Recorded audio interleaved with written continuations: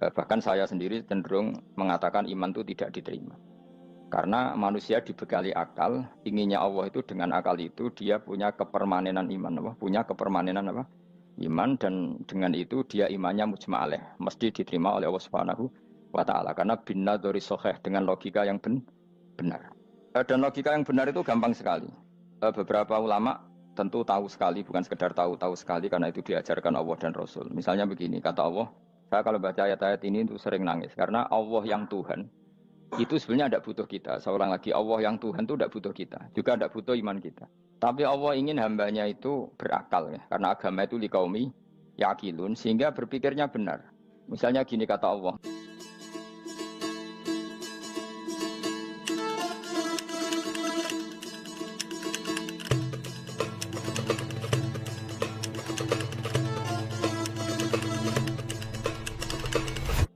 Misalnya gini kata Allah, enggak apa-apa, kamu menuhankan selain saya itu enggak apa-apa kata Allah. Enggak apa-apa Yesus kamu katakan Tuhan, enggak apa-apa, kamu katakan batu Tuhan, enggak apa-apa. Tapi tolong prosedur ya, prosedur atau persyaratan menjadi Tuhan itu kamu lengkapi, yaitu punya prestasi menciptakan langit dan bumi. Kalau tidak semua urun semen kata Allah, sementing urun gitu. Jadi sebetulnya itu kan rasional. Misalnya enggak apa-apa kamu merasa jadi presiden atau gubernur atau jadi wali atau jadi apa, yang penting prosedurnya dipenuhi. Itu kayak apa Allah baiknya pada kita. Sehingga saya berkali-kali, makanya menurut saya orang alim itu wajib memaklumatkan kalau dirinya alim, supaya jelas aturan mainnya. Yang dilarang Allah itu kan memaklumatkan alim kemudian ingin hadun nafsi, ingin salam itu template dicucuk dihormati, itu kriminal. Itu orang alim gendeng, sudah gendeng sekali. Karena khasnya orang alim itu tentu cari ridhonya Allah, bukan ridhol khalqi, bukan ridhonya apa? Makhluk. Makhluk itu la syai', ada siapa-siapa. Dan kita harus baku seperti itu. Kenapa kalau orang alim nggak memaklumatkan kealimannya itu dikatakan salah? Karena fungsi orang alim adalah membawa bayinat, membawa ayat-ayat Allah, bukan kepentingan apa? Pribadi. Makanya Rasulullah nanti duka ngendikan idza zuharatil fitanu wal bid'u falyudhiril alim ilmahu wa illa fa'alaihi la'natullah wal malaikati wan nasi ajmain. Jika zaman akhir banyak bid'ah, banyak kebodohan, maka orang alim wajib menampakkan kealimannya. Jika tidak, maka dia mal'un, dilaknati langit dan bumi. Karena sebetulnya logika tentang Tuhan itu gampang sekali. Saya ulang lagi ya. Saya punya sekian contoh betapa tauhid itu mudah. Jadi kalau ada orang bilang ikhlas itu angel, Gus, ya dia sendiri goblok karena nggak tahu logika apa. Ikhlas itu justru gampang. Misalnya kamu ngamal demi manusia, manusia itu umurnya hanya berapa coba? Kan pasti mati. Lalu kalau dia mati tidak berkutik, bagaimana Anda bersandar sama seseorang yang mati dan tidak berkutik? Sama-sama bersandar sama zat sing al-hayyul qayyum, sama zat yang abadi. Kamu latih terus akal kamu. Misalnya saya punya jamaah banyak, mereka itu kan nggak jelas surganya. Kok harap-harap syafaate piye? Soalnya jamaah aku mlebu neraka kabeh. Kan nggak mungkin nyafaati saya. Atau mereka mlebu swarga kabeh, wis do sibuk kelon mbek widadari. Mungkin ya ndak ngurusi saya. Jadi dua kemungkinan itu sama-sama ndak ngurusi saya. Mlebu neraka ya rasanya nyafaati, kan mlebu swarga. Do sibuk napa? Ngeloni widadari karena trauma di bocah elek, melarat macam-macam. Sehingga kiainya saja wis ora takok Gus nang ndi wis ora takok. Wis ribet dhewe no. Nah, tentu saya juga sibuk sowan pangeran sudah itu makom saya sudah sibuk sowan pangeran. Kowe pesta seks sing kula sowan pangeran. Wa swargame ayate pokoke inna ansa'ana gunna napa? Insa'a faja'alna gunna. Apa karo bar kelon dadi perawan neh berarti keloni serempet. Kula insyaallah melok daftar sing fa amma in kana minal muqarrabin farohu warihan. Jadi surganya muqarrabin itu enggak ada sifatnya. Di situ enggak dibakas bidadari, makan-makan enggak, tapi farohu warihan. Satu surga yang sifatnya rohani. Karena enggak bisa disifati. Tapi saya daftar di situ ya hanya beberapa jam, baru gue gabung kon. Sawangane kok taruh rasane wong ayu juga keberatan. Ya tapi saya tentu punya dua kelas, saya punya kartu premium dan ekonomi. Saya enggak tertarik lah daftar yang premium dok, nanti repot apa. Saya itu sering nangis kalau baca ayat seperti ini. Bagaimana Allah yang Tuhan kemudian tidak butuh apa-apa, tapi Allah saking baiknya itu membuat tatanan logika kita. Saya tidak akan bosan-bosan sampai sowan Allah.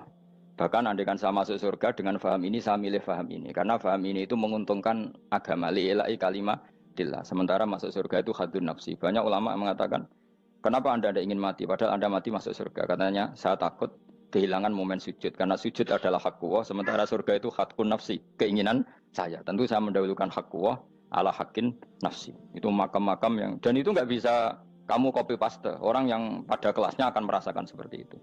Dan kamu tidak perlu minat, malah paham. Jadi sudah dengar saja, apa? Dengar saja. Begini misalnya, saya berkali-kali bilang, kenapa ulama dulu, saya ini kan di Sarang juga ngajar tauhid, dulu saya ngajar kubrul yakiniyat, di beberapa madrasah, termasuk di Sidogiri saya juga ngajar tauhid. Di sini saya ngajar tafsir, tapi yang saya titikkan juga tauhid. Begini, saya hidup di dunia ini, terutama saya memang ingin menerangkan tauhid, sebagaimana Allah menerangkan. Begini ya, Jubair bin Mut'im, saya tidak bosan-bosan cerita ini, Jubair bin Mut'im itu termasuk dahiyatul Arab, cerdas-cerdasnya orang Arab. Dia ditunjuk sebagai negosiator untuk membebaskan Asra Badrin, tawanan perang Badar yang kalah dan ditawan Rasulullah dan para sahabat. Kemudian harus ditebus dengan uang. Oke, disepakati terus. Singkat cerita Jubair bin Mut'im itu datang ke Madinah. Dulu karena tidak ada hotel, tidak ada penginapan, ya memang nginepnya orang musyrik itu di masjid. Ya sehingga itu lazim saja. Kamu tidak usah jadi liberal kemudian bilang musyrik boleh di masjid, ya tidak perlu seperti itu. Kamu juga tidak perlu goblok mengatakan nggak ada ceritanya orang musyrik nginep di masjid karena ya ada tarehnya seperti itu. Jadi tidak perlu goblok, ya tidak perlu liberal. Paham ya? Kalau kamu bilang, wah nangono wong musyrik oleh nginep di masjid, kamu liberal. Padahal konteksnya karena sejarahnya pernah ada. Milih di goblok apa liberal? Apa milih jelas? Enggak milih aja, ngaco aja. 01 apa 02 apa 00. Milih mana? Goblok, liberal, enggak milih. Nah, ketika Jubair bin Mut'im itu datang, delalah Nabi itu sholat maghrib ngimami. Nabi baca surat Wattur wa kitabim mastur fi rabbim mansur wal baitil ma'mur. Kemudian di pertengahan surat At-Tur itu kan ada ayat yang menurut saya itu sangat bagus. Sehingga di kamar saya, di rumah saya itu tak figur ayat itu. Bahwa kita harus dilatih berpikir. Kata Allah memulai argumentasinya, am khuliqu min ghairi syai'in. Apakah kejadian alam raya ini seisinya tentu diciptakan tanpa sebab. Misalnya begini, alam raya ini kata orang nihilisme atau komunis atau orang-orang paham nihilisme, itu kan dimulai dari ketiadaan. Logika ini kan goblok sekali. Berarti kalau alam ini kadung wujud, kamu kan tahu kan langit bumi sekarang kan wujud. Ya, langit bumi sekarang kan jelas wujud. Berarti logikanya adalah al-adamu yakhluqu makhlukon, sesuatu yang enggak ada menciptakan sesuatu yang itu kan aneh. Di mana-mana al-adam ketiadaan itu tidak mungkin yakhluqu syai'an atau yu'athiru syai'an. Di mana-mana ketiadaan itu tidak mungkin mengefeki sesuatu yang ada. Wong kamu sebut tidak ada itu berarti tidak mungkin bisa berbuat apa-apa karena namanya tidak ada. Sekarang alam raya ini dimulai dari ketiadaan. Terus kamu simpulkan sesuatu yang enggak ada menciptakan yang ada, itu gendeng apa enggak? Oh, gendeng sarap itu. Orang usah dipatahin wong gendeng, sebarno yang mau mati dewi. Jadi makanya Quran menanyakan mereka, am khuliqu min ghairi syai'in. Apa alam yang kadung wujud ini kemudian disebabkan oleh sesuatu yang tidak ada? Lalu kalau sesuatu yang ada pasti diwujudkan oleh yang ada. Nah, karena yang ada ini pencipta harus berstatus super. Nah, super ini oleh ulama disebut wajibil wujud. Maka Allah bersifat super, wujud yang paling prima, yang kausa prima. Karena pencipta tentu kelasnya harus di atas yang diciptakan. Makanya disebut, ulama dulu menyebut Allah itu apa? Wajibil wujud. Karena pencipta tentu lebih dahulu. Maka harus disifati awal atau qadim. Awal atau qadim. Kayak apa Allah mendidik kita? Am khuliqu min ghairi syai'in. Terus Allah bilang gini, ya gak apa-apa, yang menciptakan gak saya, gak apa-apa kata Allah. Tapi amhumul khaliqun, kamu saja yang menciptakan, gak apa-apa. Tapi syaratnya kalian juga harus merasa pernah ikut menciptakan langit bumi. Am khalaqus samawati wal ardh. Jadi, enggak apa-apa kamu merasa Tuhan, enggak apa-apa. Yang penting kamu merasa ikut nembok langit, ikut ngecor apa? Langit. Jadi pokoknya ikut bikin. Terus kata Allah, bala yukinun, kamu tak suruh merasa menciptakan langit bumi, kamu juga enggak merasa iya. Memang ya mereka merasa enggak kan? Akhirnya Jubair bin Mut'im saking enggak kuatnya. Am khalaqus samawati wal ardh bala yukinun amin dahum khuzun. Sama Allah dibombardir seperti itu. Dia datangi Rasulullah, ya Muhammad, logika itu tidak meninggalkan akal saya. Matarok tali akli nasian. Akal saya habis Muhammad. Saya iman saja. Saya tidak cukup punya logika untuk melawan argumentasi ayat yang kamu baca. Saya iman saja. Terus iman. Makanya kalau ada logika nihilisme bahwa sebelum alam ini adalah ketiadaan, lalu pertanyaannya bagaimana mungkin ketiadaan menciptakan yang ada? Di mana-mana ketiadaan itu la yu'atsiru syai'an wa la yakhluqu syai'an. Jenenge wae tiada. Tiada itu ya enggak ada fungsinya, ya enggak ada efeknya, enggak ada prestasinya. Ya pokoknya namanya enggak ada ya enggak ada. Nah, ini penting saya utarakan.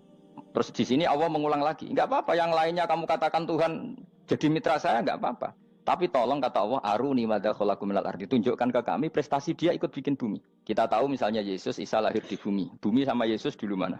Dulu bumi, dia lahirnya di bumi. Lalu dia melata di bumi, jalan-jalan. Kemudian dia mengatakan ini bumi Tuhannya saya. Jadi bumi kok enak, dhisik aku sih. Tua aku sih, bodoh-bodoh pangeran aku dong. Lebih apa? Tua. Jadi Allah itu gampang sekali. Nah sekarang orang iman itu kuat semua. Makanya ndak wali-wali. Imane mbek Allah taklid, njaluke aneh-aneh, njuk bojo ayu, sugih, jabatan. Bela Allah secara hujah aja enggak pernah, sudah minta. Makanya kita hidup di zaman yang saraf masal. Lho kula njaluk pangeran akeh-akeh kuwi, coba kamu bela Tuhan tuh pernah bela apa? Bela Tuhan tuh gampang dengan argumentasi al-hujjah yang supaya agama ini tamkin fil ard, benar-benar mapan dalam logika. Yaitu tadi di mana-mana yang namanya sebab itu amrun wujudiyun, di mana-mana sebab itu sesuatunya harus wujud. Paling tidak kita sudah menolak nihilisme. Apa? Nah, nihilis. Lah wujud karena wujud awal harus berstatus prima. Lah prima itu dalam bahasa ulama disebut wajibil wujud. Makanya ulama dulu ngelatih kita itu pertama Allah itu siapa? Zat sing wajibil wujud. Itu satu filosofi yang luar biasa. Nah, kemudian setelah itu ada setan-setan kecil yang nganggur, yang iseng. Nah itu nggak usah kamu perhatikan. Tinggal delok TV, ngopi, terus tinggal nyate kelata. Enggak saya tamak, pingsan deh. Sokor-sokor stres deh. Dugaan saya setan saya gue pingsan, kurang gizi. Karena memang setelah itu setan itu udah gini. Lalu sebelum Allah jangan-jangan ada wujud yang lain. Lalu Allah sendiri awal mulanya gimana? Kata Nabi, jika ada pertanyaan seperti itu kamu harus berhenti. Tinggal delok TV atau tinggal delok dangdutan. Ya kalau kepeksa apa-apa, kelasem ae. Saya ada menghalalkan tapi kan sudah kamu lakukan. Karena itu lebih baik ketimbang pertanyaan filsafat. Banyak orang yang dulu sholat ketika sekolah filsafat tidak sholat. Alasannya sampai menemukan jati diri itu Tuhan. Dan itu bahaya sekali karena Nabi berkali-kali bilang kamu jangan mikir tentang Allah pasti rusak. Orang kok mungkin rusak dari Nabi pasti rusak. Nah cara menghentikan gimana? Karena setan ini makhluk, akal-akalannya gampang. Tadi tak warai, saya sebagai ulama, atau sebagai manusia, atau sebagai orang awam, atau sebagai siapa saja. Kadang ada pertanyaan seperti itu. Tak tinggal anggeling dharma, kan pusing setan. Ini kan ngenteni. Weh, ngenteni bar lo anggeling dharma. Bariku aku lesu mangan mie. Bar mangan mie waret turu. Kan dia ngenteni terus. Mau bikin was-was lagi. Ternyata saya sibuk kan enggak bisa masuk dia. Bangun tidur aku selali pertanyaan tadi. Dinteni. Nah, dia masuk lagi aku sibuk ngajak anak jalan-jalan. Jadi saya kalau jalan-jalan di pasar itu wis enteni tan santai wae. Itu memang resep dari Rasulullah. Jangan sampai orang terjebak filsafat yang sampai menanyakan eksistensi Tuhan. Dan dia tidak mau iman, tidak mau sholat, tidak mau puasa sampai menemukan Tuhan itu siapa. Itu jelas minas syaitonir rajim, itu perilaku setan. Makanya Rasulullah setiap ditanya sahabat gitu itu Nabi guyu-guyu. Dan guyunya Nabi itu kata Nabi, baguslah kalau kamu takut Tuhan kalah kata Nabi. Nabi gojok gitu. Maka ada ulama yang punya seni berargumentasi yaitu Imam Ghazali. Jika setan tanya kamu lalu sebelum Allah jangan-jangan ada wujud yang sebelum Allah. Kata Imam Ghazali, ya itu saja yang Tuhan. Yang Allah ini enggak jadi Tuhan. Ya berarti wujud sebelum Allah itu yang benar-benar Allah. Kalau kamu bayangkan lagi, jangan-jangan sebelum itu ada wujud lagi. Ya itu saja yang benar-benar Allah. Sehingga tetap Allah itu menang terus. Paham ya? Yang jelas jangan sampai didahului Adam. Karena kalau didahului Adam lebih ngeri lagi. Karena sesuatu yang enggak ada menciptakan yang ada. Itu lebih buruk lagi menurut akal. Menurut apa akal? Daripada kamu nggak salim Imam Ghazali, tinggal saja ndelok. Tadi ndelok sinetron. Itu yang lucu aja. Ndelok sing lucu-lucu. Ndelok apa? Mencari Tuhan. Pokoknya sing aneh-aneh, sing goblok-goblok, sing lucu-lucu, sing perane wong apa? Lha saya sering diprotes saya. Gus Salim jenengan kok sering ndelok sinetron sing ana dialog wong goblok-goblok. Wong goblok ku menarik cara kula. Apa ya? Cara pandang itu di luar dugaan saya karena kula berkali-kali lho kalah wong goblok. Jadi makanya ini tak cerita nih, beberapa kali yang jari Gus Wak cerdas, berkali-kali kalah sampai goblok. Ada seorang santri itu ingin dibelikan bapaknya itu sepeda motor. Bapaknya wong desa, senengane ngrumat sapi wedhus. Lah menurut saya ya orang tuanya itu mampu lah, sangat mampu untuk beli itu. Pak mbok ditukokno mawon wong sepeda motor. Kata bapaknya, "Anakku nu jok mondok tak goblok, Gus." Wong njaluk kok sepeda motor, njaluk mobil ora ya goblok. Lah kok goblok, Pak? Jenenge donya iku Gus, sing lahirno donya kok sapi ku ndek anak, wedhus ndek anak jenenge donya. Di mana-mana jenenge donya sing lahirno donya. Iki donya kok mangan donya. Mergo motor iku kan tuku bensin, mobil. Iku cara dekne iku goblok Gus. Batin berarti kabeh kiai goblok perkarane tuku donya sing ngentekno donya. Cara dekne donya iku sing lahirno donya. Batin kok pinter iki batin. Untungnya saya ini ulama ya, ahli tafsir ya malu. Saya kalah itu ya malu. Tapi saya sebagai orang objektif fair, itu teori benar apa? Jadi donya itu ya sing lahirno donya. Donya kok mangan donya iku goblok. Untungnya dia dengan saya itu jaraknya 5 kilo 7 kilo karena 7 kilo. Lala dia diterkon sepeda motor, aku tetap mau kalah. Pak, nanti jalan kaki saja. Karena kalau pakai motor ini kegoblokan kata saya. Terus mendingan nih, loh Gus mau kalah tadi.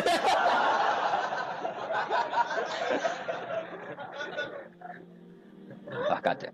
Singkat cerita dia bersikeras, nggak mau beliin sepeda motor anaknya karena di mana-mana dunia itu sing lahir no dunia, nggak boleh dunia kok mangan. Ini satu kegoblokan yang agak ilmiah tadi.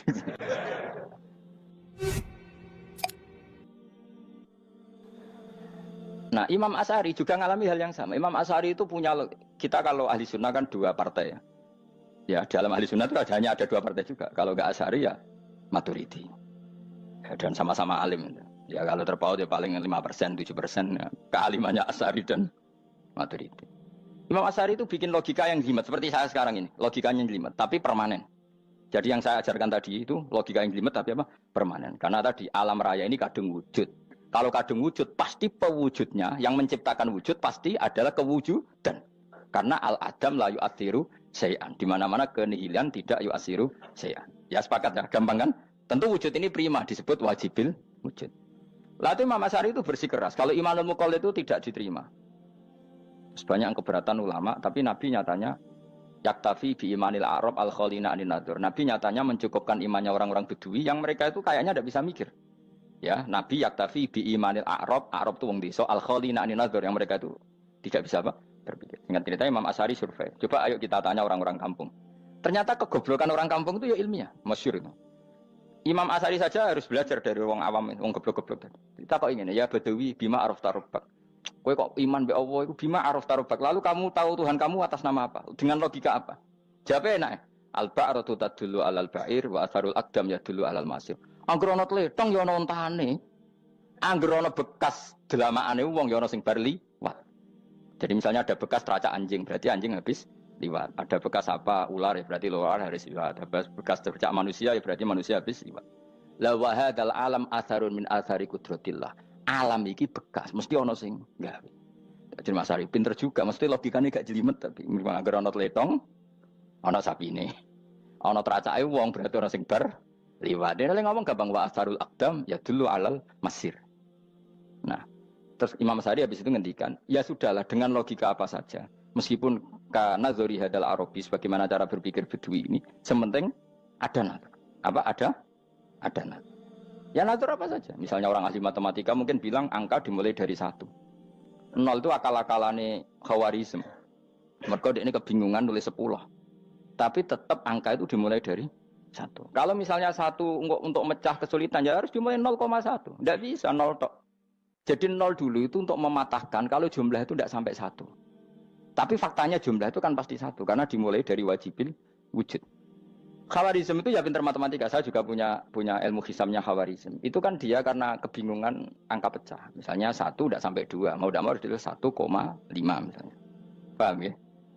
Lalu kalau sebelum 1 tetap dia harus 0,5. Lalu hakikat 0,5 itu kan bagian dari wujud apa bagian dari Adam? Tetap bagian dari wujud. Jadi 0,5 itu kan khayal kuliah. Tawari ya. Mungkin saya ada ahli matematika ala wong kampus, tapi saya tahu Kang, ala Islam itu lebih gampang. Misalnya gini. Sesuatu itu kadung kamu putuskan itu satuannya 1. Tentu ketika separuh kamu katakan baru separuh. Tapi sebetulnya ketika satuan itu kamu katakan 10, yang separuh itu sudah 5. Itu kan terserah sing bagi, no? Terserah sing bagi. Ya iya dong, misalnya 1 juta, 5, 5-nya artinya apa coba? 500 ribu kan? Sekarang kalau 100 ribu, 5-nya jadi berapa? 50. Kalau 1,5 jadi. Nah itu kan terserah satuannya apa? Tapi tetap dari 0,5 itu tetap menunjuk sesuatu yang wujud. Yaitu 5-nya sebetulnya apa? 5 yang separuh tadi. Paham sih kalau maksud? Tetap nggak bisa sesuatu dimulai dari apa? 0. Nah, makanya kata Abdul Hamid Khan kalau dalam mendidik tauhid, itu gampang saja tadi. Alam raya ini kadung maujud, kalau kadung maujud pasti disebabkan oleh sesuatu yang wujud. Karena wujud pencipta harus berstatus prima. Lah prima ini atau premium ini kita sifati wajibil wujud. Atau kamu katakan apalah kausa prima atau musabibul asbab. Nah kelirunya kita dalam berislam itu, kritiknya para ulama, kita ini nyebut Allah dulu baru menceritakan status Allah. Kalau zaman Nabi itu dibalik. Status wajibil wujud itu kita terangkan dulu, baru yang oleh Islam itu namanya Allah. Paham ya? Kan beda, misalnya gini logikanya gini, kamu ketemu orang ateis, saya ulang lagi, kamu ketemu orang ateis, terus kamu ditanya, lalu alam ini yang menciptakan siapa? Allah Jalla Jalaluh. Mesti kan tanya, man huwa Allah, Allah itu siapa? Kalau dulu Islam mengajarkan enggak gitu. Surat pertama turun apa coba? Iqra. Iqra itu enggak nyebut kata Allah. Iqra bismi rabbika. Rabbika itu siapa? Alladzi khalaq. Sebutlah nama Tuhan. Yang berhak menyandang Tuhan adalah zat yang pencipta. Itu tidak ada kata Allah. Di surat Mudatsir, surat kedua. Ya ayyuhal mudatsir kum fa'anzir wa rabbaka fakabbir. Bukan Allah fakabbir, wa rabbaka fakabbir. Sehingga cara berpikir gini dibalik. Sebutlah Tuhan kamu. Tuhan itu siapa? Yang berstatus Tuhan adalah zat yang berstatus pencipta. Nah, lalu pencipta ini oleh Islam dinamai Allah. Kalau orang ateis kamu langsung bilang Allah, man huwa Allah. Berarti pertanyaannya Allah itu siapa? Lalu kamu jelaskan Allah adalah pencipta, Allah adalah wajibil wujud. Tentu lebih gampang kamu terangkan. Makanya Al-Qur'an menerangkan amkhuliqu min ghairi syai'in. Manane saya di sini manane ya Allah. Apa? Allah. Apakah mereka diciptakan tanpa pencipta? Tentu setelah Islam tahu itu namanya siapa? Allah. Paham ya? Kalau balen malih. Jadi sebetulnya Quran itu ngajari kita itu ilmu mantik yang luar biasa. Misalnya ya Yuhanna su'budu siapa? Rabbakumul ladzi khalaqakum walladzina min qablikum. Sembahlah Tuhan. Tuhan itu siapa? Pencipta kamu dan pencipta orang-orang sebelum kamu. Lalu Tuhan ini oleh Islam dinamai. Tapi kalau langsung kamu bilang ke orang ateis atau orang Uni Soviet, Allah itu Tuhan. Allah itu siapa? Sebab itu di beberapa ayat dijelaskan dulu status Allah. Sifatnya Allah, keakhasan Allah, keakhasan Tuhan. Yang dikatakan Tuhan adalah zat pencipta. Kalau tidak pencipta berarti tidak Tuhan. Sekarang Yesus pencipta bumi apa enggak? Enggak, karena dia lahir sudah di bumi. Begitu juga Fir'aun. Fir'aun itu kalah telak sama Nabi Musa gara-gara logika ini. Ketika Nabi Musa ditanya Fir'aun, wa ma rabbul alamin? Lalu Tuhan itu siapa? Kata Musa, rabbus samawati wal ardi, yang menuhani langit dan bumi. Jadi Fir'aun, enggak, ma'alim tulakum min ilahin wa irisa, jalan-jalan kemana-mana yang dikatakan Tuhan oleh masyarakat saya kok. Nah, kurang ajar Fir'aun. Terus kata Musa, ya Tuhanku yang di langit. Terus manggil Haman Mesir, ya Haman ibn Ili sorkhalla ali abluhul asbab samawati fa'attoli ila ilahi Musa. Haman, bikinan saya piramida yang tinggi, aku akan lihat Tuhannya Musa. Ada enggak di sana? Padahal misalnya munggah tenan pangeran ra iso didelok kan repot Nabi Musa. Wah payah ya, nggak piramida nginceng pangeran teprak itu kan. Akhirnya Musa pakai logika. Ya sudah gini saja, Rabbukum wa rabbu abaikumul awwalin, yang menuhani nenek moyang kamu yang dulu-dulu. Mau itu langsung fabuhita Fir'aun. Fir'aun tuh kaget sekaget-kagetnya. Dan para penggawa Fir'aun sadar. Wah kalau Fir'aun yang Tuhan, babanya tanpa Tuhan. Kan Tuhannya balita kan gitu kira-kira. Tuhannya balita. Tuhannya barulah. Itu kan jadi logika yang mematikan. Kalau Fir'aun Tuhan berarti babanya dulu yang wujud itu tanpa Tuhan. Karena Tuhannya baru lahir. Ini ada Tuhan kok datang terlambat ini kan. Akhirnya para penggawanya Fir'aun iman. Macam gendeng ya, Fir'aun itu gendeng. Itu pentingnya logika. Rabbukum wa rabbu abaikumul awwalin. Nah sekarang orang tuh nggak belajar logika. Iman bi Allah orang mantep ning ati, cek iso diguncang setan, jalukane wis aneh-aneh. Jaluk swarga, jaluk gak mutu cara. Gak mutu. Makanya banyak wali kalau ditanya, kamu masuk surga sama sholat milih mana? Milih sholat. Kenapa milih sholat? Di surga itu demi khadun nafsi saya, pora-poya saya. Tapi kalau saya sholat itu untuk hakku. Saya sebagai hamba, identitas kesejatian saya adalah menghamba. Soal nanti Allah bikin bonus surga silahkan. Maka sebenarnya masuk surga itu ada urutannya. Sebagai orang alim saya urutannya adalah berkampanye sesering-seringnya, membuat logika supaya orang mudah ke Allah dan Rasul. Makanya di Quran tuh gak ada orang disuruh masuk surga dulu itu ya Tuhan nafsul mutmainnah irji'i ila rabbiki. Kamu kembali ke Tuhan kamu dulu. Bahwa kamu makhluk yang butuh Tuhan. Fadkhuli fi ibadi. Kamu masuklah berstatus hamba dulu. Kesetatusan Anda sebagai hamba ini matangkan dulu. Bahwa saya ini hamba. Dibuktikan dengan suka sujud, suka ngamal, suka sedekah, suka tawadhu. Saya sebagai orang alim sebenarnya gak suka mulang. Karena takut. Nak kue pinter kok nyanyi aku, nak goblok sawangannya metodeku gagal kan dua-duanya ini merugikan saya sebetulnya. Saya ulang lagi ya, nak pinter kayak nyanyi aku, kan ya mungkin juga senajan rodok mokal mungkin, sanggup aja rodok mungkin. Pemenang nak sing ndik kan yo, biasanya hasut ndik. Mau itu sebenarnya rugi semua, tapi Allah yang memerintahkan hak wong alim kudu mulang. Perhitungan itu tak buang semua. Sing ape nyanyi nggih monggo, sing tetep goblok nggih monggo. Semoga Allah ngutus mulang ya napa? Mulang. Meskipun tadi potensinya itu dua-duanya buruk, sing alimnya ini. Kemudian nak mubalek terus didol ilmu kurang royalti tambah parah lagi. Nah, aku nggak pakai logika ikhlas. Pakai logika selesai semua. Disuruh Allah ya sudah. Seorang lagi ya. Makanya saya minta ya. Surat Tur itu dibaca. Makanya baca Quran itu jangan terlalu egois, jaluk swarga. Statusnya dulu itu fadkhuli fi ibadi. Kehambaan Anda posisikan yang mantap. Lagi wadkhuli jannati. Sekarang enggak dibalik orang ini masuk surga dulu. Kayak surga di kapling. Terawih arang-arang gue jaluk Lailatul Qadar. Lailatul Qadar wis kliwat. Wingi wis Dzulhijjah wingi ben. Sebagian ulama berpendapat Lailatul Qadar itu fikul sanatin. Apa fikuli? Karena Lailatul Qadar berdasar nuzul Quran dan nuzul Quran itu bisa saja hari Arafah, bisa hari apa. Ada ulama yang mengatakan Ramadan, tapi bisa tanggal 1. Nah, kamu kan pemalas, ikut yang partai 21, 23. Karena kan wis akhir-akhir kan wis enteng. Sebenarnya Anda milih 21 berdasar ilmu apa berdasar enak anak terbatas waktunya kan? Kan lebih sempit, apa? Lebih apa? Sempit. Ya saya ulang lagi ya. Jadi Allah kalau mengajarkan hujah itu gampang sekali ya. Tadi amkhuliku min ghairi syai'in. Enggak apa-apa saya ada Tuhan kata Allah. Tapi kamu harus punya logika. Alam raya ini diciptakan tanpa pencipta. Mau enggak kamu punya logika seperti itu? Bahwa alam ini yang wujud diciptakan oleh sesuatu yang tidak wujud. Mau enggak kamu punya logika itu? Enggak mau kan? Namanya wujud tentu diciptakan super wujud. Dan super wujud itu wajibil wujud. Dan itu Tuhan kita yang oleh Islam dinamai Allah. Bang, makanya nyebut Allah itu di surat-surat awal Quran tidak ada. Coba, awal surat Quran itu surat apa coba? Iqra kan? Iqra itu ada enggak kata Allah? Enggak ada. Iqra bismi rabbika. Rabbika itu siapa? Allazi khalaq. Surat Mudatsir sama. Ya ayyuhal mudatsir qum fa'anzir wa rabbaka fakabbir. Ya sudah seperti itu. Ya ayyuhan nasu ubudu rabbakum. Rabbakum itu siapa? Allazi khalaqakum. Nah, kita ini keliru metode. Pemene wong tukang wiridan Allah. Tapi ora roh Allah ku sing sapa? Ya dia Allah. Dia nyifati Allah mau sing ngekei swarga, sing ngekei duit, sing ngekei widadari. Jadi Allah disifati sesuai selera yang menguntungkan dia. Bahwa Allah ini yang ngampuni saya, kemudian saya masuk surga, kemudian ngeloni widadari. Makanya kalau dia jadi wali tak demo, tak laporkan MK. Suluh. Karena ini wali pecundang. Bagaimana mungkin calon wali pikirannya khadun nafsi? Kalau lama agak gitu, mendikan Allah itu zat paling penting di dunia. Maka akan saya maklumatkan di dunia bahwa orang kembali ke Allah. Caranya gimana? Akan saya kenalkan Allah lewat logika.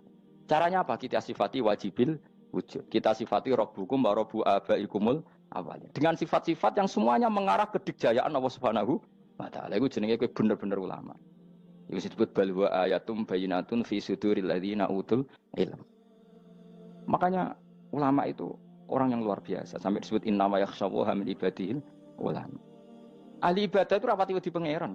Masuk wiridan istighfar nangis rapati wedi pangeran, gayane tok nangis. Karena sebenarnya dia nangis wedi ra mlebu swarga. Mlebu swarga gak iso ngloni. Dari itu aja orientasinya itu. Makanya bener Kanjeng Nabi nak gojlok orang alim satu itu lebih utama dibanding 1000 ahli ibadah. Bahkan Nabi pernah ngendikan sangat ekstrim. Fadlul alim alal abid kafadli ala adnakum kata Nabi. Keutamaan orang alim dibanding ahli ibadah itu sebagaimana kelas saya kata Nabi dibanding kelas terendah kalian. Padahal Nabi dengan Abu Bakar saja jaraknya sangat jauh. Itu kata Nabi fadlul alim alal abid kafadli ala adnakum. Keutamaan orang alim dibanding orang abid sebagaimana keutamaan saya dibanding sahabat paling rendah. Karena tadi abid itu ada oportunisnya. Tapi kamu jangan benci abid ya. Karena kamu ya orang alim, orang abid. Saya saja yang kritik. Saya yang tanggung jawab di depan Allah. Orang abid itu kadang kan wiridan nganti nangis. Pikirannya apa coba? Wis rasakno mungkin apa wiridan pikiran aja. Di sepuro dosane. Terus apa kan? Mlebu swarga. Terus apa kan swarga? Aku takut. Saya aku takut ayo sing ape mlebu swarga apa kegiatan? Rencana pertama ya, Pak. Terus gak usah munafik biasa wae. Mau inna ansa'na apa? Insya Allah kalau ada jujur apa jujur. Bandingkan kalau orang alim. Orang alim itu ketika nyebut Allah itu iri ya Allah. Kenapa di dunia ini ada makhluk lain yang menandingi engkau? Saya tidak ridho. Kenapa di dunia ini ada syarik orang yang dimitrakan seperti engkau? Maka orang-orang alim ini ingin memaklumatkan bahwa la syarika lak labbaika wa huma lab baiklah syarika lak innal hamda wa ni'mata laka wal mulka la syarika lak. Sehingga para nabi itu memaklumatkan itu. Engkau saja yang Tuhan ya Allah. Semua nikmat dari engkau, semua kepemilikan ini milik engkau. La syarika lak labbaik. Dimaklumatkan ke dunia. Innal hamda wa ni'mat itu dimaklumatkan. Enggak ada kepikiran mereka masuk surga. Karena mereka ingin memaklumatkan bahwa Allah ini yang Tuhan. Sama tak ceritani Nabi Ibrahim jadi Khalilur Rahman, rumang samu kakan wiridan kaya kowe ndak. Wiridannya Nabi Ibrahim sama-sama mungkin banyak sampean. Karena sampean banyak kepentingan tadi. Wali-wali dulu kalau wiridan itu ndak sebanyak sampean ndak, tak jamin ndak. Pemene maca lelo yang 10.000 ndak biasa wiridannya. Tapi khosyahnya sama Allah luar biasa. Pertama Nabi Ibrahim diangkat jadi khullah. Khullah itu ya Khalilur Rahman itu. Itu dia wiridannya gini. Ya Allah, innahu la yahzununi alla ara ahadan fil ghairi ya'buduka ghairi. Alla ara ahadan fil ardi ya'buduka ghairi. Sama saya hafal tadi. Memang saya hafalkan. Ya Allah, saya ini susah sekali. Kenapa zat sepenting engkau, kemudian yang menyembah engkau hanya saya? Ini tidak fair. Makhluk yang enggak penting saja punya umat. Makhluk-makhluk yang enggak penting aja jadi pusat perhatian. Misalnya artis atau presiden atau gubernur atau tokoh top. Semuanya jadi presiden. Padahal semuanya itu makhluk yang enggak sepenting engkau. Ini zat yang sepenting engkau, kemudian yang tahu kalau engkau penting hanya saya, ini tidak fair. Nangis dan nangis. Ini tidak fair. Innahu la yahzununi alla ara ahadan fil ardi ya'buduka ghairi. Saya ini susah Gusti, susah sesusahnya. Zat sepenting engkau, kemudian yang tahu kalau engkau penting itu hanya saya. Wah ini tidak fair. Loh, coba kalau orang mencintai sesuatu kan gitu. Misalnya kita bojo ayu, kemudian wong liya kabeh darane elek, mangkel ora? Mangkel enggak? Kamu beli Alphard. Kamu kira itu mobil mewah. Kemudian orang nyejajarkan podo mek keri, mangkel enggak? Semua kenikmatan itu kita nikmat karena itu diakui ya enggak? Wes gunane apa kae di Alphard gawe ning Gunung Kidul. Terus wong darani ngono iku padha mek keri ambek kejangke mangkel ora kira-kira. Enggak penting mewahnya ini tetap butuhnya pengakuan. Coba misalnya kamu jadi presiden hidup di dunia orang sufi. Sing darane wong penting wong saleh ahli sujud ora kakuati iki. Keteko di Barno. Karena itu dihormati situ hanya orang apa saleh. Kakuati gak? Oh kakuati kan. Atau kowe dadi artis top, teko ning daerah Gunung Kidul wong desa-desa, terus diundang lek. Oh, mangkel kae. Le bayangno.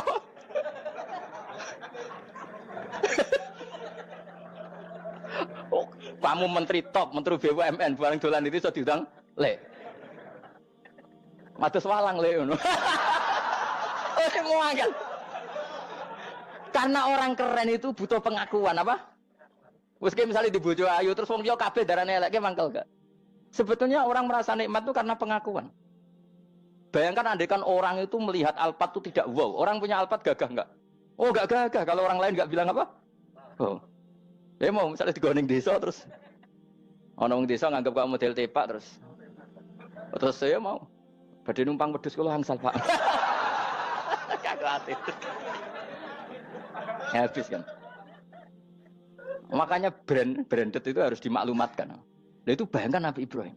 Zaman itu ada Raja Namrud yang dipuja-puja, ada orang kaya dipuja-puja. Kemudian engkau yang Tuhan, pemilik langit bumi, enggak ada muja-muja engkau. Ini enggak fair ya Allah. Nangis. Orang kok kowe eling pangeran sak jam, swarga Gusti.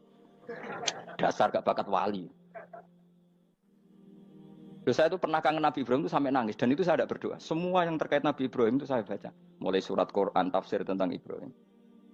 Dan sampai saya di Kudiro di Tadbir Allah pernah ziarah ke makamnya Nabi Ibrahim. Itu saya hampir nggak pernah doa. Saya isek.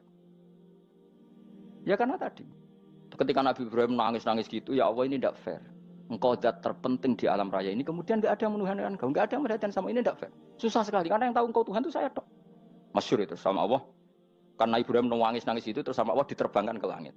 Disebut wagadhalika nuri Ibrahim malakutas sama. Di langit ada jutaan malaikat sujud, jutaan malaikat rukuk, jutaan malaikat baca tasbih. Nabi Ibrahim oke Gusti kalau gini ya benar, ini baru benar kata-kata. Makanya terus Allah dengan keangkuhannya, karena Allah punya sifat angkuh dan itu sah walahul kibriya. Kan sifat angkuh baik untuk Allah tapi tidak baik untuk makhluknya, dan Allah dengan sifatnya walahul kibriya. Kata Allah, kalau nasihati para nabinya, kamu tidak usah susah. Jika di bumi jarang orang nyembah saya. Innalladzina 'inda rabbika yusabbihuna lahu bil-laili wan nahar wa hum la yasamun. Kamu tenang saja. Orang yang di sana di langit-langit itu maksudnya para malaikat itu bertasbih siang dan malam. Wa hum la yasamun, dan mereka tidak berhenti-henti, tidak bosan-bosannya bertasbih. Jadi nabi itu baru terhibur kalau yang diidolakan itu keren. Itu nabi, itu wali kutub, itu wali. Kamu enggak nyebut Allah itu sebenarnya kamu kan enggak ingin kan bangun malam ingat Allah berhubung utamu akeh terus Allah mbok libatno mbok nyaur kan sebetulnya itu kamu ingin jadi bupati sebenarnya kamu enggak kangen Allah kamu ingin jadi bupati terus Allah mbok jak koalisi kan gitu terus malam-malam Allah Ya Allah ini hambamu ya Allah minta ini. Sebenarnya kamu kangen Allah apa kangen keinginan kamu? Ya, terlalu menyindir banyak orang ya. Maksudnya ini cerita saja. Ya sudah ini kayaknya kok banyak yang tersindir tapi ini kan ngaji. Yang ngaji itu harus naik kelas. Ya sudah tidak usah diteruskin kok banyak yang tersinggung. Ya sudah tidak usah diterusin. Walau akhidu mau mengalap sapa Allah anas saya manusa bima kan perkara kasab bukan nglakoni sapa anas. Minal ma'asi sing pira-pira maksiat. Mataroka. Mongko ora ninggal sapa wa taala dzuri ing atase dhuwure artayil ardi min dabatin saking kewan apa wae. Nasama tegese kewan tadubu kang melata pun nasama alih ing atase arat. Kalau saja Allah ingin merusak manusia karena dosa-dosanya, pasti tidak disisakan beberapa sesuatu yang jadi kebutuhan manusia, termasuk dabam, misalnya nggak ada hewan, nggak ada tanaman, nggak ada apa saja di bumi, karena Allah ingin mengadab manusia. Tapi nyatanya di balik mereka maksiat, tetap fasilitas kepentingan manusia ada, karena sifat ghafurnya Allah, sifat rahmannya Allah. Walakin akhiru tetapi ini ngakhirna sapa wa hum wong akeh ila ajalin temu kamaring batas musamman kang wis ditentokno. Ayo mil kiamat tegese dina kiamat. Faida aja mengko nalikane teko apa ajalum ajale wong akeh fa inna wa. Mongko satuna wa taala iku kana ana sapa wa bi ibadihi kan kaulan wa basiran dat sing mirsani. Fa jazi mongko males sapa wa ing wong akeh ala amali ing atase wong ngamale wong akeh. Carane ngemales Allah tentu profesional atau prosedural bi isabatil mukminin kelawan ganjar wong mukmin wa iqabil kafirin lan nyiksa wong kafir. Ya jadi Quran itu gunanya ya membuat logika yang benar supaya orang itu menghindari kesalahan. Jadi menakut-nakuti itu kalau nggak harus tentang neraka, takut dari kesalahan, takut dari kebodohan. Kan kita juga takut kan punya pemimpin yang salah, takut punya kasus, takut kepleset. Ketakutan tidak harus dari neraka. Makanya saya berkali-kali bilang, saya sering dulu dinasihati Mbah Mun, enak kena alim, ojo sering maca tafsir, mari goblok dari Mbah Mun. Maksudnya mari goblok itu gini, mufassir itu manusia, kadang dia itu satu ayat umum, dia mendiktekan ke satu kasus, padahal kasusnya lebih umum. Makanya berkali-kali sama nani umpomong ini, contohnya ini, karena nanti itu mengikat. Misalnya gini ya, saya ulang lagi ya, ben gayamu kayak wong alim. Coba andekan kapasitas Anda itu RT, minta jadi presiden, itu ngelama apa doa? Tidak jawab saja. Ngelama. Jatah kamu untuk azab, kok jaluk Lailatul Qadar, ngelama apa Anda? Mestinya jalukmu orang untuk azab itu bagus. Paham ya? Banyak ulama diajak istisqa gak mau. Banyak itu ulama. Ayo istisqa kita karena sudah lama gak hujan. Kata ulama tadi, jatah kita ini kena hujan batu dari langit. Gak hujan batu sudah bagus, gak usah minta. Ulama macam-macam. Lah rai-rai ngene iki pantes entuk Lailatul Qadar apa entuk adab aja. Orang entuk adab wis bagus. Ya dadi dongane ya Allah. Ampun jenengan siksa la tu akhidna. La tu akhidna maknane njuk Lailatul Qadar apa ora disiksa.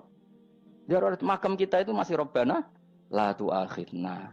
Iku supaya gak disiksa innasina waktu kalau kita salah. Kowe kan gak kalau. Wah sudah salah.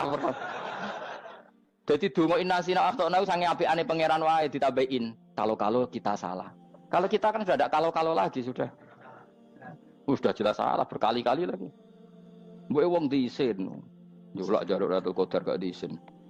Tapi oleh wong pangeran apian. Pangeran kan tapi misalnya pengiran ora aku luwe apian timbang aku. Jadi sowe disahno permintaan. Tapi gak dikabulno. Mau disahno tapi ora usah apa? Disahno iku iman jalin yen goblok piye meneh kok macam-macam. Makanya doa paling fair itu ya Rabbana dzalamna anfusana wa lam taghfir lana wa tarhamna lanakunanna. Makom kita itu di sepuro pangeran.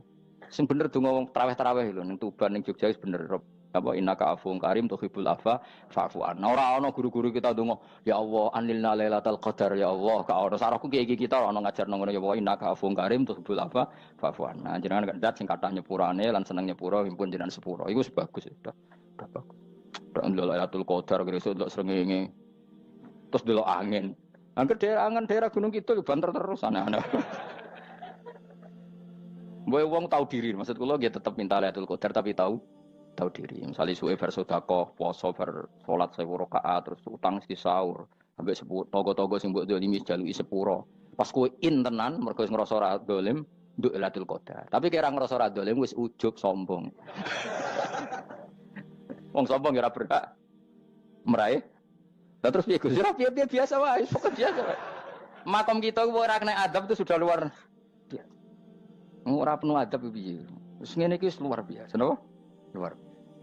Mun nang ngandel kula. Wis ngene iki keadaan seperti ini terus. Soale dongane wae Rabbana la tu'akhidna in nasina wa akhtana. Itu jadi itu sudah luar biasa. Nah, ini kan teruskan dawuh Mbah Mun ya. Misalnya Allah bilang gini, fattaku, maka takutlah kamu. Biasanya mufasir ditambahi minan nar, maka takutlah kamu masuk. Sebetulnya yang perlu dihindari dari kita, takut itu ya, takut salah, takut bodoh, takut terdolimi, takut mendolimi orang lain, takut hidup tidak ada gunanya. Tapi mufasir tentu milih yang populer, takutlah kamu dari api neraka. Coba misalnya gini, kita nanti masuk surga. Kemudian zaman di dunia kita tidak pernah berkampanye ya atau berkontribusi untuk agama Allah. Cara saya itu izin. Kata Imam Malik, saya masuk surga. Kemudian orang yang mencintai saya masuk surga itu saya malu. Rasulullah juga gitu. Saya sebagai pemimpin umat, saya malu masuk surga. Dan satu dari umat saya masih masuk neraka. Jadi ulama dulu tuh ketakutannya bukan sekedar masuk neraka. Takut malu, takut bodoh, takut keliru, takut. Saya misalnya nanti masuk surga itu malu dengan saya tidak pernah ngajar tafsir Jalalain. Malu saya. Karena kalau tanya Allah, kenapa pun buswargo? Terus diberi swarga. Tapi kalau pernah baca tafsir Jalalain kan anak keren nih. Keren artinya saya pernah mengkampanyakan Quran, pernah mengkhidmai Quran, pernah ngitmai kitab engkau ya Allah. Saya pernah ngitmai umatnya Rasulullah, yaitu sampean kabeh. Pernah mulang, pernah sowan. Yo saat tiap bulan sowan jenengan gak sopan tapi. Mulane kira usah bales sowan rono malah ganggu aneh-aneh. Kadang santri yo pidol, wis diulang cek sowan. Orang tuh kiai kalau sudah di rumah tuh milik keluarga biar fair. Bermulang cek assalamualaikum. Terus kiai ini kagok keluargane ku kapan? Boyo mikir bocah ora karo-karuan. Jadi seneng ya di ilmoni, seneng ya di ilmoni. Saya ulang lagi ya. Nah, kata yang ditafsir itu sering tidak mengikat. Makanya kata Mbah Mun, baca tafsir itu dikurangi. Maksudnya dikurangi itu bukan apa-apa. Maksudnya tadi, kalimat yang ditafsir itu tidak mengikat. Yang mengikat itu yang kalimat di Quran. Nah, kalimat Quran itu umum, kenapa? Misalnya gini, Allah lalu gini, ikdilu, kamu harus berbuat adil. Lalu adil itu misalnya mufasir menafsir, adil itu menyamakan di antara dua orang konflik. Misalnya di MK 01 dan 02 dianggap sama, itu namanya adil. Itu kan dawai mufasir.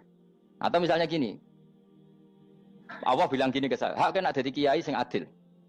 Terus adil ditafsiri orang, adil itu menyamakan sesama murid, haknya sama. Nah, tapi bisa saja adil itu di luar itu semua. Misalnya gini, ternyata adil menurut Allah gini, adil maknanya seimbang, apa? Adil itu maknanya apa? Seimbang. Lalu keseimbangan seorang hamba adalah dia ingat Allah lebih banyak. Karena ini bandul yang benar-benar nyata. Allah itu nikmatnya nyata. Sehingga ketika saya sebagai orang alim, ingat saya alim itu karena Allah. Dikasih ilmu Allah, dikasih cerdas Allah. Dikasih semuanya dari Allah. Sehingga saya itu tidak merasa kumuluhur pada kalian. Karena semua ini dari Allah. Kemudian Allah sendiri yang memerintahkan, kamu harus mengajar. Maka saya ada Arab-Arab salam template sampeyan, penghormatan sampeyan, apresiasi sampeyan. Karena saya hubungannya hanya dengan Allah Subhanahu. Itu namanya adil, meletakkan sesuatu proporsional. Itu juga adil namanya. Makanya seseorang itu nggak bisa dikatakan abid selagi belum tahu kalau ibadahnya minallah. Jadi misalnya ke ibadah tok, ternyata kamu yakin itu ibadah kamu, amal kamu, itu belum abid. Abid hakikat adalah alhamdulillah alladzi hadana li hada wa ma kunna linahtadiya laula an hadana. Ketika kita sujud yakin ya Allah alhamdulillah jenengan menakdir saya sujud. Saya sholat alhamdulillah engkau menakdir saya sholat. Sehingga minallah dulu, pikiran itu semua kebesaran kemendahan ini minallah dulu. Baru setelah minallah kita yakin billah. Setelah billah juga yakin ilallah. Wah. Misalnya gini ilallah itu. Setelah saya ngajar tafsir Jalalain, kepentingan saya satu.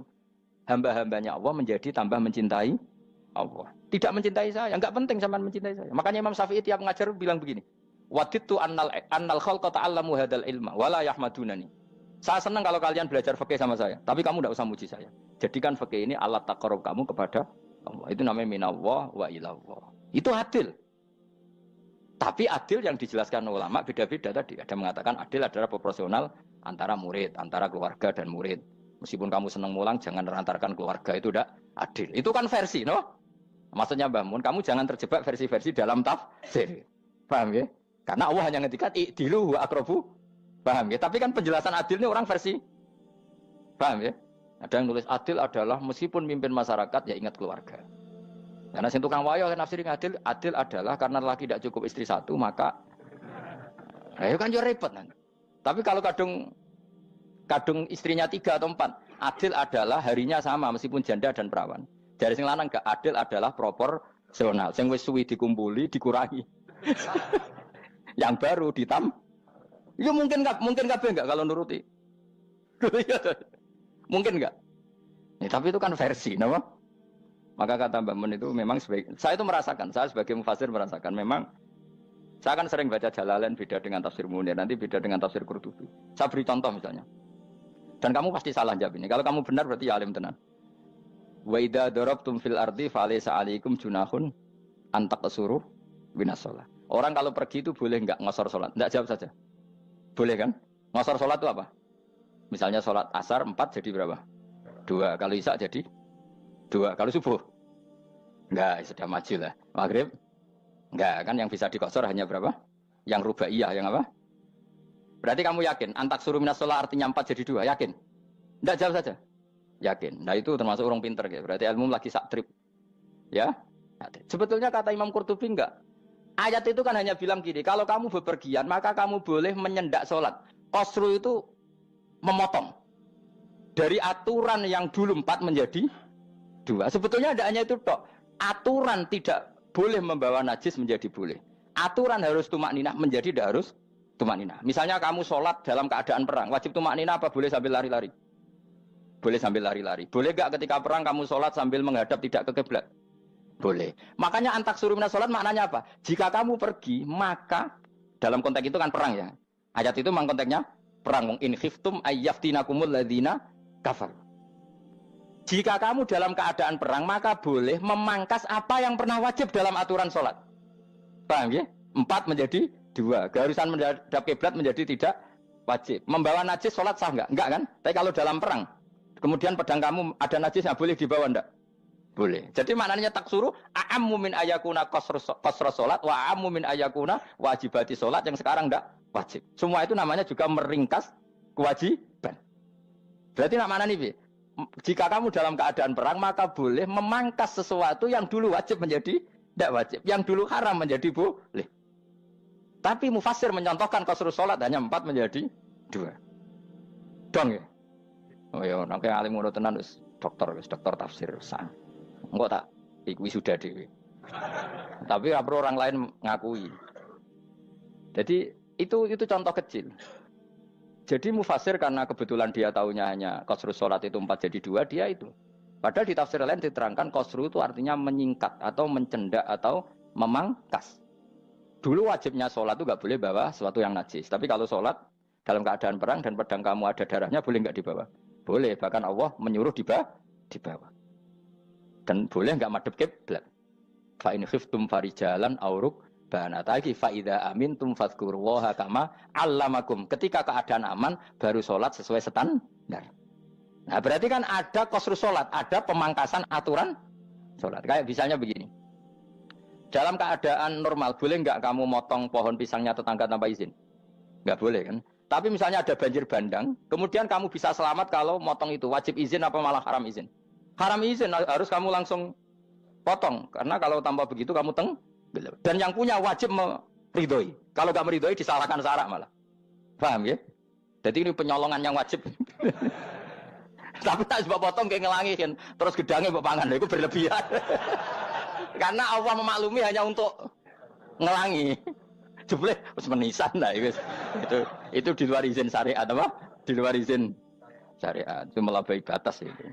Syaratnya boleh itu ghairu baghiw wala famani turra itu darurat syaratnya ghairu baghiw wala dan tidak boleh melebihi batas. Ora ape ngetok gedange jupuk sik sing mateng dipangan terus diketok. Ora oleh. Paham jelas ya? Makanya kalau ngaji tafsir ya saya kan berkali-kali ada makna di tafsir Imam Suyuti saya tambahi umpamanya ini. Maksudnya umpama itu supaya contoh itu tidak mengikat. Jadi yang disebut beliau itu satu dari sekian potensi ribuan contoh. Ya kayak tadi misalnya antak suruh minas sholah. Itu umumnya ulama membayangkan qasru sholat yang 4 jadi 2. Padahal enggak, maknanya meringkas aturan dari wajib menjadi tidak wajib. Bahkan sebagian aturan itu dikatakan haram, tidak haram. Itu tadi misalnya bawa najis atau teman kamu mau dibaca orang kafir terus kamu bilang, hei hati-hati, itu tidak batal kalau dalam sholat siddatil khauf. Paham ya? Jelas? Semaju lah. Malam terus likur oleh Ratul. Soalnya wis gumen be wong-wong itu. Bingung ora ilmune wong-wong. Ma ungzira abahum lam yungzaru tegese ora den kei wedi sapa ngangge fi zamanil fatrah ing dalam zaman fatrah. Ya sama seperti ini. Orang tidak mendapat ingzar itu fi zamanil fatrah, zaman enggak ada rasul. Tentu tidak hanya itu tok. Ada rasul tapi orang itu jauh dari komunitas ulama. Itu juga termasuk orang yang tidak mengalami Ingdar. Jadi tidak mengalami ingdar bisa di zaman fatrah atau sudah ada rasul tapi dia jauh dari ulama atau jauh dari komunitas Islam. Itu juga komunitas yang tidak mengalami ingdar. Fahum mengkote wong akeh kaum iku khafidun lali kabehane imane sing iman parustilan bener. Ya, contoh paling gampang itu nak dawuh yai mesti bener itu loh. Kalau kamu ngaji tafsir Jalalain ya Yuhannasu budu rabbakum. An-nasu biasanya ditafsirkan kufaru Mekah, napa? Padahal di situ nas semua manusia apa kafir Mekah? Semua manusia. Cuma konteks dulu karena Nabi orang Mekah dan zaman itu yang diberi peringatan orang Mekah, Imam Suyuti bilang kufaru Mekah. Lah seperti itu kufaru Mekah mengikat apa enggak? Enggak kan? Enggak, karena yang dituruni Quran yo kafatal linnas. Tapi ya Yuhannasu di Jalalain sering ditulis apa? Kufaru Mekah. Nah, seperti itu tidak mengikat. Itu contoh saja, Pak. Contoh saja dalam konteks zaman itu. Paham ya? Jadi banyak, makanya tafsir itu sebenarnya enggak ngikat. Ya tapi yang ngomong gitu harus orang alim. Kalau kamu yang ngomong malah kacau. Kemudian ngomong sombong. Maksudnya kan manusia, saya juga manusia. Ngapain saya harus ikut? Ya sarap itu. Iku ora wis sombong saraf, no? Wis sombong saraf. Lakot hakko teman-teman fahum, lakot hakko teman-teman nyata apa alkaul apa titah. Wajib tegese wajib manane nyata al aksarihim. Ing atase akeh-akeh wangke bil adab. Lakot hakko teman-teman dadi nyata apa alkaul apa titah anane azab. Wajib tegese wajib apa adab al aksarihim bil adab fa mongko te wong akeh la yuminu ora iman sapa akeh. Il aksaru tegese utek akeh wong ora iman. Zaman iku Mas. Ya, maksudnya zaman iku. Tapi jengben mboten ngerti. Tapi yang mungkin ba'da Isa itu semua orang iman, tapi ya banyak yang setelah iman itu tidak bermanfaat lagi karena wis napa matahari terbit dari napa barat khina la yanfa'u nafsan imanuha lam takun amanat min qabl inna saat temen ingsun ujalna ga ingsun fi anaqihim ing dalem gulu-gulune wong akeh tak gawe aghlalan ing blengku bi ayu doma gambar bi antu doma gambar sento de kumpulno ilaha maring anak apa alai di tangan di anal gol la karon saat meneh wil iku yajma'u iso ngumpulno wil al yada ing tangan kal unuk maring geger maring napa gulu-guri lho jenenge unuk wong Arab nak darani kene ku unuk nak darani kene ku nakher. Ya cari wong Arab, ya kene iki unuk, kene iki nakher. Lah gulu niku ngeten, tangan ditakok teng napa? Napa? Gulu. Napa jenenge jenenge? Cidok niku cidokne. Sing guri-guri. Faya mengkote tangan ila aidi kumasmatun ting kupono ila atkoni maring dagu. Niki lho jenenge dagu. Jam udzakonin waya mustamaul lahyan. Kumpule dua dagu atau dua wang nek cumanan. Bahu mengkote wong akeh mukmahuna iku dadi bunder sapa wong akeh. Manane rafiuna ngangkat wong akeh usaha ing sirahe wong akeh. Lastatiuna ora iso mampu sapa ngake khawdaha ing ngendekno ruus. Menawa dhewe maksudi wae ta iki mutamsilun mu bayangan, mu tamsil gambaran. Mulane kula gumun mbek ulama riyen. Tak contohno ya, nek ulama dhisik ku top. Wong dhisik nak darani bun neraka digludungno. Wong kafir sok ben digludungno ning neraka. Iku ya pancen ngalim tenan wong dhisik. Mergo gambarane ngene, ora usah praktekno sok ben, praktekno saiki wae. Nak praktekno sok ben kaya sok ben mlebu neraka. Dadi ngeten wong nak lungguh ngene, wong Arab nak darani iki ason-ason. Terus ngeten. Ngeten. Niki kan niki jenenge apa? Dengkul. Dengkul itu kena dagu, terus tangan kena cidok. Tadi ngeten. Jadi wong wis dalam keadaan bunder. Paham ya? Lah malane malaikat karek nyaduk terus gludung-gludung ngono. Paham ya? Jadi mergo yo napa? Dengkul nempel dagu, paham ya? Tangan nempel cidok, terus ditaleni. Paham ya? Terus ya karek gludung dong, malane wong kurang adane bunder apa iku?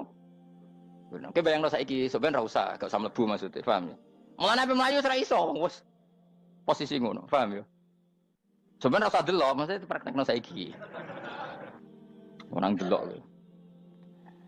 Lah dawuh Imam Suyuti wal muradu te kang den kersakno iku annahum sak temne wong akeh la anu nek ora tunduk sapa wong akeh imani maring iman. Wala faduna nek ora tunduk sapa wong akeh ora ndilukno ru'usau ing sira wong akeh lahu krana iman. Iki tapi dawuh Imam Suyuti. Tentu tidak semua ulama sependapat. Jadi cara Imam Suyuti semua yang dikatakan Quran ini mau tamsil. Artinya mereka tidak tunduk, maknanya tidak menerima iman. Tapi itu cara Imam Suyuti. Ulama lain yang mengatakan tidak. Memang orang kafir ketika masuk neraka dalam keadaan seperti itu dan digeludung. Ya tidak apa-apa sama-sama benar. Ya sama-sama benar karena ya Quran itu milik bareng, milik bersama. Jadi kan banyak kalimat kayak tadi mengkosor sholat, meringkas sholat. 4 jadi 2 yang meringkas, paham ya? Dari aturan ketat menjadi agak longgar juga meringkas. Jadi semuanya namanya memotong apa? Memotong dari 4 menjadi 2 yang memotong, paham ya? Dari aturan wajib menjadi tidak wajib juga memotong. Nah, itu kan sama-sama benar. Lihat nanti konteksnya. Wajah analan gawe sapa ingsun mimpeni aidim sanging ngarepe wong akeh sadan ing tutup. Wamin khalfim sanging gurine wong akeh sadan ing tutup. Fathisin sadan wa dhamiha lan dhami sin sudan fil maudhi'in ing panggonan loro. Faksena mongko ngekeki gelap ingsun ing wong akeh fa mongko te wong akeh lagi sirun rane ngali sapa wong akeh. Tamsilun iki contone edon disat diturukil iman maring ketutupe dalan iman alih ngatasi kufar. Nah cara maksudnya kabeh iki mau tamsil. Dadi ngene. Dari depan kami kasih tutup, dari belakang kami kasih tutup, kemudian mereka saya kasih kegelapan. Maka mereka tidak tahu. Mananya apa? Dari arah depan yang mereka enggak ngerti pentingnya iman, dari arah belakang yang mereka enggak ngerti pentingnya iman, maka mereka buta, artinya tidak iman. Itu dari Imam Suyuti. Tamsilun edoni hanya perumpamaan lisat diturukil iman, yaitu tertutupnya jalan-jalan iman. Tapi ulama lain mengatakan ya enggak. Memang pernah ada peristiwa di mana orang kafir ngepung Rasulullah dan mereka dari depan matanya dihalangi, dari belakang dihalangi, sehingga ketika Rasulullah keluar mereka tidak melihat. Itu ya nyata ya. Jadi makanya ngaji ya. Jadi ben keren. Oh ini ada sekian tafsir. Terus gue ngomong kan kayak wong alim keren. Nah tak kata siapa? Ono rekamane. Tapi yang orang ngaji dhewe. Nah tak kata siapa? Ada rekamannya. Lah aku takut ada kata siapa Gus? Tak dudono kitabe. Lah aku dudono rekaman. Iku apik zaman akhir kan wis maju. Soale sing rido kan. Enak kok Kang jadi orang alim enak. Nanti itu jadi orang alim ya rugi. Tadi nanti kan gitu. Syabdul Qadir masuk surga. Entah ini gelombang kedua dan para penggemarnya. Jadi akhirnya sing alim tenan yang mlebu swarga, sing kedua dan para penggemarnya. Iku ora usah alim Kang, cukup penggemar. Dia tahu sebenarnya rugi kan. Gus Pak masuk swarga kedua dan para penggemar. Waduh. Terus jebule padha ae. Itu saking rahmane Allah. Kenapa? Kan masyhur itu hadis itu. Rasulullah itu ada sahabat nangis, enggak bisa tidur nangis. Berhari-hari enggak bisa tidur nangis. Hanya karena ingin punya satu pertanyaan. Lama-lama ketemu Nabi, ya Rasulullah saya sudah berhari-hari enggak bisa tidur, ingin menanyakan ini tapi tidak berani. Coba kamu tanya saja. Ya Rasulullah, saya ini kalau mati, engkau kan suatu saat dipanggil Allah. Saya tidak ketemu engkau. Makanya mumpung sekarang saya tak melihat wajah engkau sekuat-kuatnya, sepuas-puasnya. Kata Nabi ya. Terus, kenapa? Ya kalau engkau di surga, saya di neraka kan enggak ketemu lagi. Atau kalaupun engkau di surga kan kelasnya beda, kan enggak ketemu lagi. Jadi kemungkinan dua-duanya itu enggak ketemu. Kata. Karena tadi bisa saja, ya artinya Nabi karuan di surga, saya di neraka enggak ketemu. Atau engkau di surga, saya di surga pun beda kelas, ya enggak ketemu. Terus kata Nabi, enggak begitu aturan mainnya. Almar'u ma'aman ahabba. Orang itu sesuai yang dia orang bersama orang yang dicintai. Jadi ya saya harus ikhlas kalau kamu saingi nanti. Ya takdir no. Wasawana ni padha uga ali ngatasi wong akeh angger tau te ngekek peringatan sira gumeng wong akeh tahqiqil hamzatain angger ta. Wa ibdali saniyati alifan angger ta humata sili ala nasil hamzah wa itu khali alifan wa pun alif binal musahalan dan hamzah sing ditasil wa ukhra lan ya wa tarqi lan tinggal itu khol. Amlam tungfirhum wong ra wis bakat kafir mbok elingno cek rambu elingno tetep layu minun ora gelem iman. Lah sing iman iku sapa inama tungziru ang mestine ngelingno sira. Maksude yan fa'u tegese manfaat apa ing daruka peringatan sira. Peringatanmu manfaat man ing wong ittaba kang anut sapa man atikra ing Qur'anil Qur'an tegese Qur'an. Wa khasyalan wedi sapa man ar-rahman ing Allah Rahman bil ghaibi padahal ora roh pangeran. Ya khofa tegese wedi sapa wong ing Allah toh walam yara ora ningali sapa wong ing Allah. Lan bil ghaibi itu apa? Takut Allah dalam keadaan toh dia tidak melihat Allah lang. Mereka tak tafsiri bil ghaibi barang gaib ning Indonesia terjemahnya hantu. Melihat alam gaib itu maknanya apa dalam bahasa Indonesia? Hantu. Maknanya bil ghaibi rata terjemah apa? Ya namanya ini wa khosyalan di sapa wong ar-rahman ing wasirman bil ghaibi padahal dene ora roh langsung. Ya ora usah diterjemah ya. Terjemah dadi apa? Barang gaib malah repot. Wa basiruhu mongko ngeke berita gembira sira ing man bimaghfiratin kelawan pengemuranan wa ajrin dan ganjaran karimin kang terhormat. Orang yang seperti itu yang ngikuti Quran dan takut Allah itu layak mendapat maghfirah wa ajrin karim wa ta'ala jur karim wal jannatu swarga. Inna satamna ingsun wa nahnu ya ingsun iku nuhyi uripna ingsun almauta ing wong sing mati libak sikra nafas. Wa naktubulan nulis ingsun fil lauhil mahfuz ma ing apa wae kodamu kang nglakoni sapa ngake fi hayatihim. Di lauh mahfuz apa yang pernah kamu lakukan ditulis min khairin kaapian wasari dan kaelean li yujazau supaya diwales sapa ngake alih ing atase iki. Wa atharahum lan yo tak tulis bekas-bekas kelakuanem. Matek saya perkara ustun kang digawe sunah apa bima badam sak usum ngake. Jadi perilaku kamu ditulis setelah kamu mati ya masih ditulis yaitu bekas-bekas sunnah kamu yang pernah kamu lakukan. Jadi misalnya kok penemu judi, selama ada orang judi ya kamu dapat, paham ya? Paham ya? Loro gak? Makanya ulama ngendikan dulu tubalil amwat, tubaliman mata wa matat ma'ahu dunubuh. Bejo wong mati, kemudian dosa-dosanya melok mati pisan. Maknanya dia mati dalam keadaan tidak pernah melahirkan sunnah keburukan, paham ya? Tapi bejo wong sing mati, kemudian dia meninggalkan sunnah kebaikan yang diikuti terus. Kok sampean ini lo bener? Gak paham jalan lah, nggak jalan ngatur ngaji. Sehingga sebenarnya anak gak paham lah ya gue. Lo kok gue jalan cung bisa bapak arah paham lah ya gue. Itu sudah bagus. Apa? Bagus. Jadi pokoknya anut anak ya anut. Wah, pokoknya keren, pokoknya keren sampean keren. Jadi nanti sebenarnya anak tuku jalan tak kok Pak, kok tuku jalan dhisik bapakku ning lemari iki ono jalan. Lah tapi dhisik bapak paham yo ora ya paham bodoh. Wes stop, stop. Jelas ya gitu anak tubuh mangkot damu wa atharo. Makanya sisa-sisa amal kita, bekas-bekas amal kita semuanya adalah ditulis sampai Allah Subhanahu wa taala. Mulane kula kepengin jenengan nate syukuran, pisan-pisan nate syukuran pertama anak kita bisa sholat. Guling-gilingan banyak orang syukuran perkara ulang tahun. Kenapa pertama anak kita bisa sholat kita tidak pernah apa? Syukuran. Padahal sholat itu yang menjadi identitas anak kita, kehambaannya ila yaumil qiyamah. Mbok ya orang itu gitu. Sehingga nanti anak kita tuh senang sekali. Itu saya itu kalau agak marah, itu anak saya yang paling kecil, baru umur 6 tahun. Itu tahu-tahu bilang, "Pak, saya sudah sholat." Karena dia tahu, saya itu paling terhibur kalau ada berita sudah sholat. Jadi itu penting supaya orang itu tahu orientasinya bapak itu sholat. Jadi jangan sampai terus anak kita kalau ulang tahun syukuran, tapi pas sholat kita dingin-dingin saja. Lama-lama anak kita berperasaan sholat itu tidak penting. Buktinya apresiasi bapak biasa saja. Itu contoh kecil. Sehingga nanti tertanam, anak kamu tertanam, nanti cucu kamu tertanam. Jadi itu namanya asar apa? Asar. Jadi harus seperti itu. Jadi ya itu namanya asar. Makanya Nabi Ibrahim nggak berani minta uang sama Allah, minta rezeki nggak berani.